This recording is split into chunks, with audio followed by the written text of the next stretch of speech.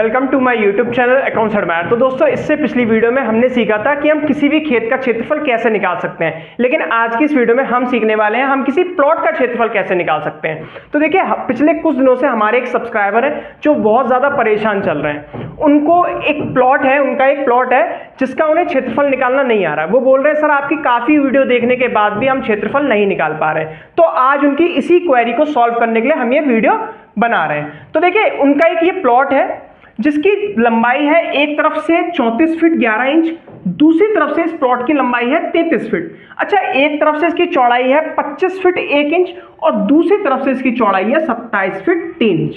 तो देखिए, यहां पर आपको सबसे पहले क्या करना पड़ेगा, जो ये इंच दे रखे हैं ना, आपको इन्हें सबसे पहले फिट बनाना पड़ेगा। जब तक आप इन इंचों को फिट नहीं बनाएंगे, आपका क्षेत्रफल सही तरीके से नहीं निकल पाएगा। तो क्या करना पड़ेगा, जो इंच है ना, हम इनको फिट कैसे बनाएंगे। तो देखिए, जब भी आपको इंच दिए हो, आप उसे फिट बनाना हो उस इंच को, तो आप 12 से भाग कर दीजिए। ठीक है, यहां पर हम 11 का भाग लगाएंगे 12 से, तो यहां हमारा आंसर आ जाता है 0.91666। तो हम इसको लिख लेंगे 34.92 फिट। ये हो गया, अब हमारा पूरा फिट में हो गया 34.92 फुट। ठीक है। अच्छा, यहां पर भी ये दे रखा है 25 फीट 1 इंच। तो अब आपको 1 इंच को फिट बनाना पड़ेगा। कैसे करना पड़ेगा, 1 का भाग लगाएंगे किससे, 12 से।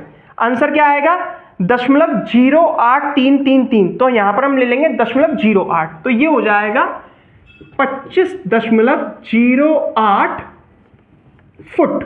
ये भी हमारा फुट में आ गया। ठीक है, ये इसकी चौड़ाई, ये भी फिट में आ गई, ये इसकी लंबाई फिट में आ गई। अब देखिए, यहां पर भी है 27 फुट 3 इंच।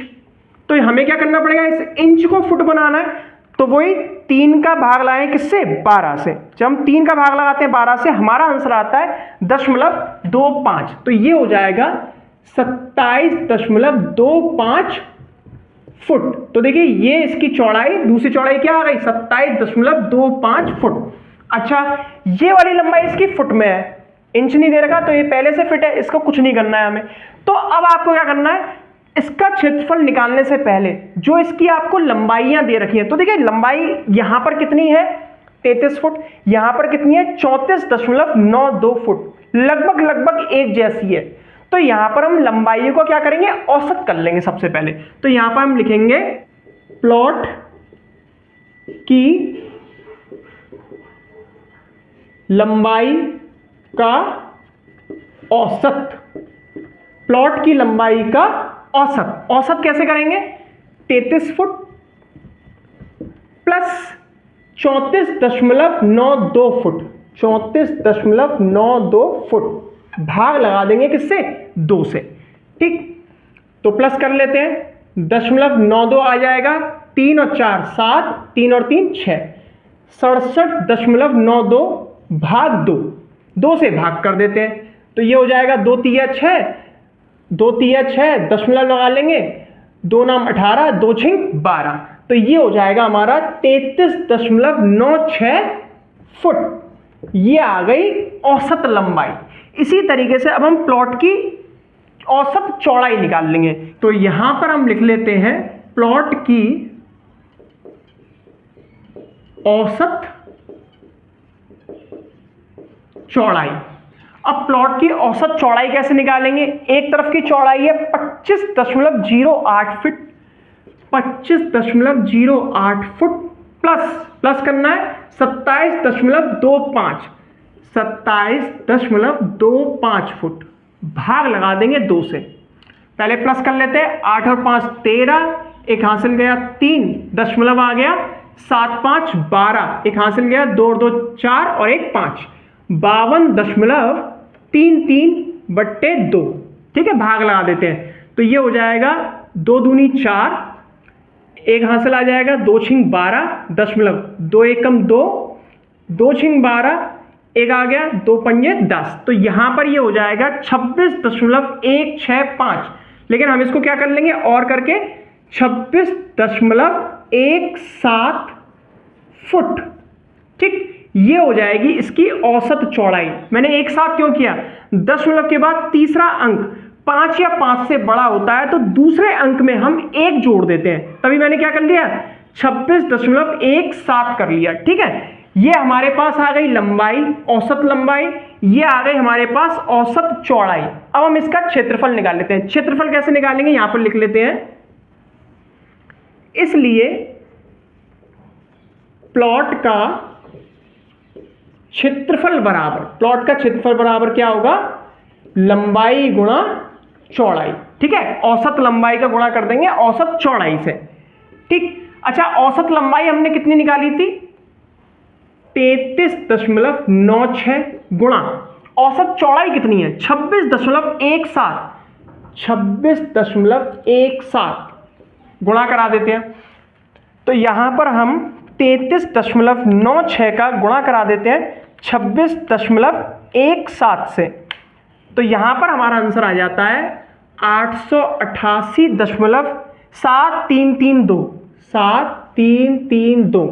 लेकिन हम दशमलव के बाद केवल 2 ही अंक लेंगे तो ये हो जाएगा हमारा वर्ग फुट में। किस में आएगा, वर्ग फुट में, क्योंकि फुट में थी ना सारी हमारी लेंथ, तो क्या हो गया, ये वर्ग फुट आ गया हमारा 888.73 वर्ग फुट। ठीक है, दशमलव के बाद केवल 2 ही अंक लेंगे क्योंकि हमारा तीसरा जो अंक है दशमलव के बाद वो 5 से छोटा ही है, तो इनसे हमें कोई मतलब नहीं है। तो ये हो गया 888.73 वर्ग फुट।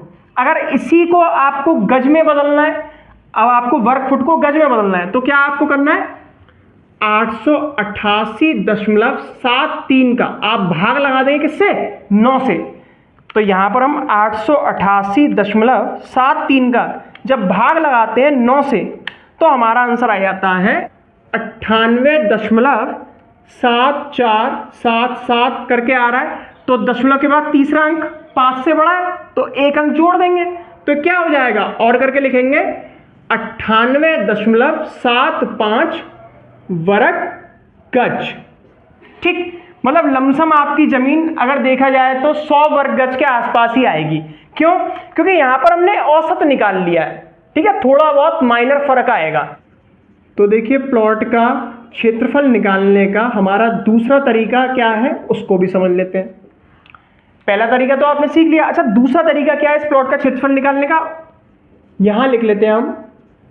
प्लॉट का क्षेत्रफल बराबर रूट करना है और रूट में जितने भी आपकी इस प्लॉट की लंबाई चौड़ाइयां हैं आप सबका गुणा कर दीजिए। ठीक है, तो यहां पर पहली लंबाई है 25.08, दूसरी लेंथ है 34.92 गुणा, तीसरी है 27.25 गुणा, चौथी है 33।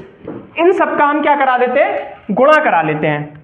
तो यहां पर हम गुणा कराते हैं 25.08 का किससे, 34.92 से, 27.25 गुणा 33। जब हम चारों का गुणा कराते हैं तो यहां पर हमारा आंसर आ जाता है 7,8,7,5,5,7.3948। और आप इस संख्या का भी रूट ले लीजिए यानी कि वर्गमूल कर लीजिए। तो जब वर्गमूल लेते हैं तो यहां पर हमारा आंसर हो जाता है 887.44 वर्ग फुट। ठीक, और जब हम इसको वर्ग गज में बदलेंगे तो क्या करना है, 9 से भाग लगाना है। 887.44 का भाग लगा देते हैं हम 9 से, क्या आता है आंसर, चेक करते हैं। तो हमारा आंसर आ जाता है 98.60 वर्ग गज। तो अब आप अंदाजा लगा सकते हैं पहले और दूसरे तरीके में हमारा कितना डिफरेंस आया है। ठीक है, आप पहले तरीके से भी निकाल सकते हैं, दूसरे तरीके से भी निकाल सकते हैं, लेकिन ये दोनों तरीके लगभग हैं, लगभग आप अप्रॉक्स जान सकते हैं लगभग हमारी जमीन कितनी है। लेकिन जब आप एक्चुअल निकालना चाहते हैं तो एक्चुअल आप तभी निकाल पाएंगे जब आप उस जमीन के पास में हैं। ठीक है, आप क्या करेंगे, कुछ नहीं करना है, इस कोने से इस कोने तक नाप लीजिए जमीन को, या इस कोने से इस कोने तक नाप लीजिए। सपोज दैट आपने इस कोने तक से इस कोने तक आपने जमीन को नाप लिया। ठीक, एक लाइन बना दी। फिर आपको क्या करना है, यहां से नाप के जो भी इसकी लेंथ आएगी, एक त्रिभुज ये बन गया, दूसरा त्रिभुज ये बन गया, दोनों त्रिभुजों का क्षेत्रफल निकाल लीजिए। ठीक है, दोनों त्रिभुजों के क्षेत्रफल आप कैसे निकालेंगे, कौन से तरीके से, यहां पर आप लगाएंगे हीरोन्स का फॉर्मूला। कौन सा तरीका लगाएंगे, हीरोन्स का फॉर्मूला। ठीक है, और किसी त्रिभुज के क्षेत्रफल के तरीके से नहीं हो पाएगा, लेकिन उस कंडीशन में आपको बिल्कुल एक्चुअल मिल जाएगा क्षेत्रफल, इस प्लॉट का एक्चुअल क्षेत्रफल क्या है। लेकिन लगभग आप बिल्कुल क्षेत्रफल के करीब आ चुके हैं। ठीक है, इतना ही इस जमीन का क्षेत्रफल होगा, ये एक्यूरेट ही है। ठीक, लेकिन जब आप एक्यूरेट निकालना चाहते हैं तो उसके लिए आपको यह तरीका फॉलो करना पड़ेगा। अच्छा, तो यहां पर हम इस वाली लेंथ को पाइथागोरस प्रमेय से भी नहीं निकाल पाएंगे। क्यों नहीं निकाल पाएंगे, क्योंकि यहां पर हमें यह नहीं पता है कि ये 90 डिग्री का कोण बना रही हैं ये दोनों भुजाएं।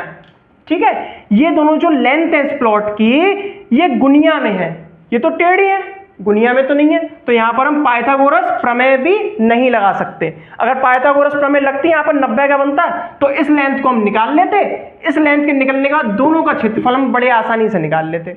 लेकिन यहां पर पाइथागोरस प्रमेय भी नहीं लग पाएगी, क्योंकि ये बिल्कुल सीध में भी नहीं है ना। तो आई होप ये वीडियो आपको बहुत ज्यादा पसंद आई होगी। अगर वीडियो अच्छी लगे तो वीडियो को लाइक करना ना भूलें, चैनल को सब्सक्राइब करें और वीडियो को ज्यादा से ज्यादा शेयर करें। Thank you.